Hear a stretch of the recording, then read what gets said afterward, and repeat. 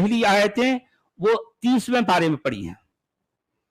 اچھا اب آپ دیکھیے یہاں ایک اور پرابلم ہے، وہ پرابلم یہ ہے کہ صحیح مسلم، دیکھیں حدیث کی جو آتھینٹک کتابیں ہیں ان میں دو کتابوں کو دا موسٹ آتھینٹک جو ہے کہا گیا ہے، ایک ہے بخاری، دوسری ہے مسلم، بخاری اور مسلم۔ اچھا بخاری کے ساتھ بھی صحیح بخاری کہا جاتا ہے اور مسلم کے ساتھ بھی صحیح مسلم کہا جاتا ہے، یعنی آتھینٹک مسلم۔ تو آتھینٹک مسلم کی آتھینٹک جو ہے روایت کے مطابق اولین وحی یعنی سب سے پہلی وحی کون سی ہے؟ یعنی دنیا بھر میں یہ ڈھنڈورا پیٹا گیا کہ سب سے پہلی وحی تو یہ سورہ علق ہے، اقرأ بسم ربک الذی خلق، پوری دنیا میں یہی معلوم ہے نا۔ لیکن مسلم کی آتھینٹک روایت میں سورۃ المدثر کو پہلی وحی کہا گیا۔ اب بولیے، سورۃ المدثر کو پہلی وحی کہا گیا۔ اب آپ دیکھیں بہرحال سب سے پہلی وحی کون سی تھی، اس سلسلے میں مختلف اقوال پائے جاتے ہیں۔ کوئی بتاتا ہے المدثر تو کوئی کہتا ہے الفاتحہ، الفاتحہ کو پہلی سورت کہا گیا۔ کوئی بولتا ہے المزمل، اور کسی کا کہنا ہے الاستعاذہ، یعنی اعوذ باللہ من الشیطان الرجیم، یہ سب سے پہلی وحی ہے۔ سب سے پہلی وحی کون سی ہے؟ اعوذ باللہ من الشیطان الرجیم۔ کوئی کہتا ہے سب سے پہلی وحی یا ایھا المدثر قم فانذر وربک فکبر وثیابک فطہر والرجز فہجر ولا تمنن تستکثر ولربک فکبر، یعنی یہ پہلی وحی کہا گیا۔ کچھ لوگ کہتے ہیں نہیں، اقرأ بسم ربک الذی خلق خلق الانسان من علق اقرأ وربک، یہ پہلی وحی کہتے ہیں۔ کچھ لوگ کہتے ہیں نہیں وہ سورۃ المدثر جو ہے نا، سورۃ المدثر، کچھ لوگ کہتے ہیں نہیں یہ سورۃ الفاتحہ یہ پہلی ہے، الحمدللہ رب العالمین الرحمن الرحیم یہ پہلی وحی ہے۔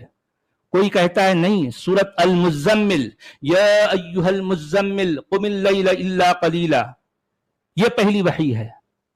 ارے یار کوئی بات پر تو جو ہے تمہارا اتفاق رائے ہونا چاہیے۔ اچھا آپ دیکھیے، اور اسی طرح سب سے آخری وحی کون سی تھی، اس امر میں بھی بدستور اختلاف پایا جاتا ہے۔ خوب واضح رہے کہ اسلام کو لے کر کوئی بھی بات متفق علیہ نہیں ہے، کوئی بھی بات میں جو ہے کنسنسس نہیں پایا جاتا۔ اسلام کا کوئی معاملہ اور کوئی عقیدہ ایسا نہیں جس میں باقاعدہ اختلاف و افتراق نہ پایا گیا ہو۔ اسلام کی ہر بات میں اختلاف ہے، کوئی کچھ کہتا ہے، کوئی کچھ کہتا ہے، کوئی کچھ کہتا ہے، کوئی کچھ کہتا ہے۔ اب آپ دیکھیں کہ وحی جو کہ اتنا ایک بیس ہے، ایک بنیاد ہے، یہیں سے سارا معاملہ شروع ہوا، اس معاملے میں بھی اتنے اختلاف پائے جاتے ہیں۔ اچھا چلیں اور آگے چلتے ہیں۔ غار حرا میں حادثہ جبریل اور وحی کے زمانے سے تعلق رکھنے والے کسی کبار صحابہ یا کسی مشہور صحابی کی کوئی بھی صحیح روایت یا شہادت نہیں پائی جاتی۔ اس کا مطلب ہے کہ غار حرا میں یہ جبریل آیا تھا اور وہاں پر وحی نازل ہوئی تھی، اس بات کو لے کر کیا کوئی بڑے صحابی کا جو ہے کوئی قول موجود ہے؟ نہیں۔ یا کسی مشہور صحابی کا کوئی جو ہے موجود ہے؟ نہیں۔ کیونکہ دیکھیں جس زمانے میں یہ حادثہ ہوا، یہ جبریل آیا، وحی جو ہے اتری، اس زمانے سے تعلق، اس زمانے کا جو ہے کوئی بہت سارے لوگ موجود تھے نا۔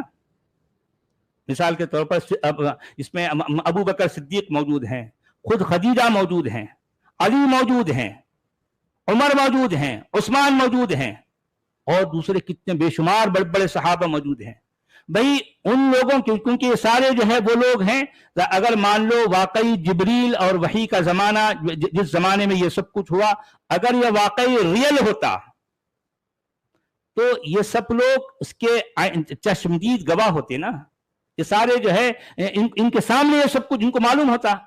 یہ لوگ اپنے بچوں کو کہتے، وہ اپنے بچوں کو کہتے، اس طریقے سے یہ بات آگے چلتی۔ لیکن کوئی بھی بڑے صحابی، کوئی بھی مشہور صحابی سے کوئی ایک بھی روایت، کوئی ایک بھی شہادت جو ہے موجود نہیں ہے۔ غار حرا میں حادثہ جبریل اور وحی والی بات کوئی متواتر روایت نہیں بلکہ ایک احاد اور غریب روایت ہے۔ یعنی غار حرا کے بارے میں ہم خود پہنچانا یہ احاد، یعنی مطلب کوئی ایک یا دو صحابی جو ہے اس کو روایت کرتے ہیں، اسی وجہ سے اس کو غریب روایت کہا جاتا ہے۔ غریب کا مطلب یہ جو ہے مطلب اس میں ایک اسٹرینج ہے، یہ ایک طرح کی اسٹرینج جو ہے مطلب یہ بات ہے، یہ نیریشن کیا ہے، اسٹرینج ہے، یہ پاپولر نہیں ہے، سب لوگ اس کو نہیں جانتے، سب لوگ اس کو جو ہے بولتے نہیں ہیں، سب لوگوں نے اس بات کو جو ہے مطلب اس کو روایت نہیں کی، یہ ایک اسٹرینج روایت ہے۔ اگرچہ کہ حضرت عائشہ سے مروی ایک حکایت ضرور موجود ہے، کیونکہ ایک روایت حضرت عائشہ سے مروی ہے، مگر مسئلہ یہ ہے کہ عائشہ اس حادثے کی عینی شاہد و حاضر بالکل نہیں، کیونکہ وحی جس زمانے میں ہوئی، جس سال ہوئی، عائشہ اس وقت موجود ہی نہیں تھی، پیدا ہی نہیں ہوئی تھی ابھی۔ عائشہ تو بہت آگے جا کر پیدا ہوئی نا بھی۔ تو اب اگر یہ بات عائشہ سے مروی ہے تو وہ اس کے لیے جو ہے کوئی مطلب ایک آتھینٹک سورس نہیں بنے گا۔ کیا جس زمانے میں یہ سب کچھ ہوا اس وقت جو موجود تھے ان لوگوں میں سے کوئی ایک روایت ہے؟ نہیں ہے، کوئی روایت نہیں ہے۔ اچھا، اب ہم اور مزید آگے چلتے ہیں۔ دیکھیے، سیرت الرسول لابن اسحاق، یعنی ابن اسحاق کی جو لکھی گئی سیرت ہے، اس سیرت کو سیرت الرسول لابن اسحاق کہا جاتا ہے۔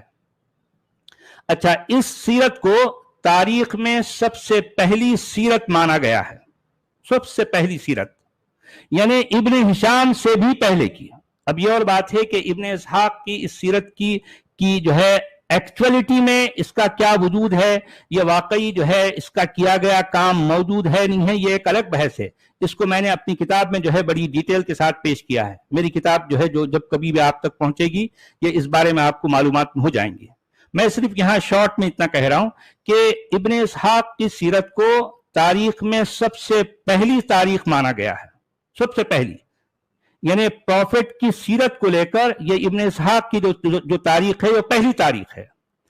اچھا، اس سیرت میں ابن اسحاق نہ کسی صحابی کی براہ راست روایت کو نقل کرتا ہے اور نہ وحی والی بات کو غار حرا سے منسوب کرتے ہوئے اسے کوئی حقیقی واقعہ بتاتا ہے۔